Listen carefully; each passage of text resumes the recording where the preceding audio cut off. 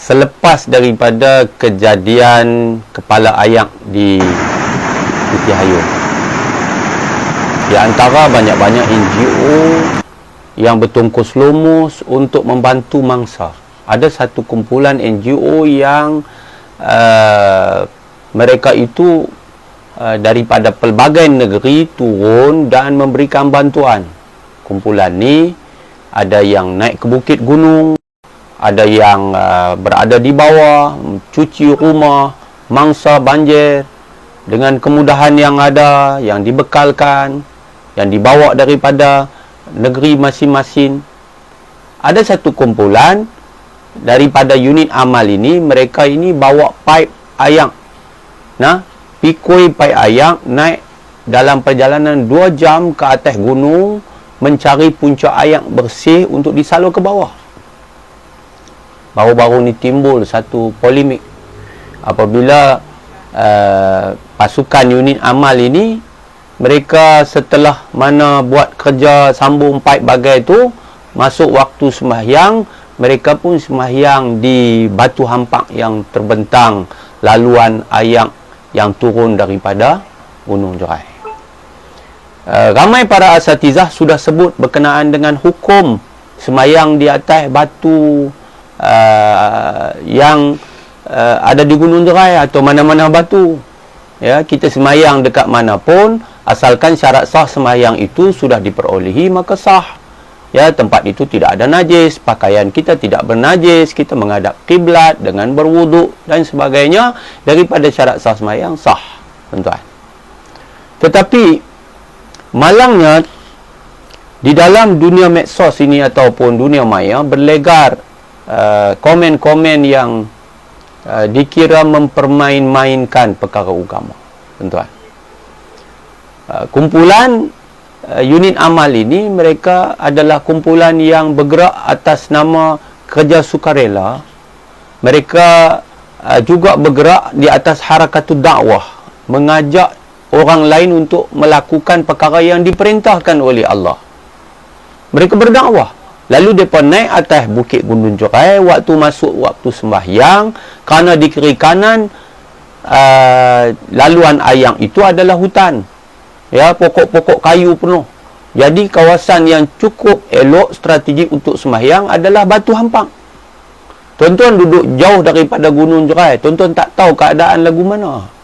Ya, malangnya apabila ada pihak-pihak yang menulis di dalam cyber, di dalam medsos, di dalam ruang maya dengan mempermain-mainkan akan kumpulan yang melaksanakan perintah Allah ini. Unit amal anak-anak muda ni buat apa? Mereka sembahyang. Sepatutnya yang kita sentuh pasal orang tak sembahyang. Ni orang sembahyang. Contoh, tuan-tuan. Ada yang tulis, banyak lagi tempat lapang. Jangan jual agama dengan memaparkan kepayahan ketika ibadah. Siapa jual agama? Siapa jual agama? Cerita sembahyang ni bukan kata payah susah. Payah ke, susah ke, senang ke, wajib sembahyang. Atas perahu, atas kapal, dalam laut, di angkasa pun wajib sembahyang. Sebab tu, waktu Datuk Muzaffar, naik, dulu dalam perjalanan ke angkasa, menjadi angkasawan Malaysia yang pertama, JAKIM bincang macam mana nak sembahyang di angkasa. Wajib sembahyang, kena sembahyang. Cerita nak pergi sembahyang di masjid, 2 jam perjalanan nak turun pergi sembahyang di masjid. Masjid tu kita sembahyang afdal, tapi di atas tempat batu tu sembahyang sah dan tidak jadi masalah. Tak makruh pun kerana dia tidak mendatangkan bahaya pun, tuan-tuan. Ya. Ada satu lagi yang lagi memilukan, dia buat gambar, dia tulis fenomena kepala ayak. Fenomena kepala ayak, tunjuk gambar kepala ayak duk turun bau kata tu, lepas tu di bawah dia tulis pula fenomena kepala masuk ayak.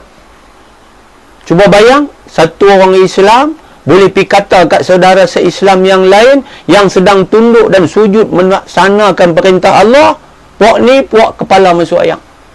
Semua benda kita nak politik. Ia adalah satu penghinaan dan ia sangat-sangat dicela dalam agama kerana kita seperti mempermain-mainkan perintah Allah Subhanahu wa ta'ala. Malu kita, tuan-tuan.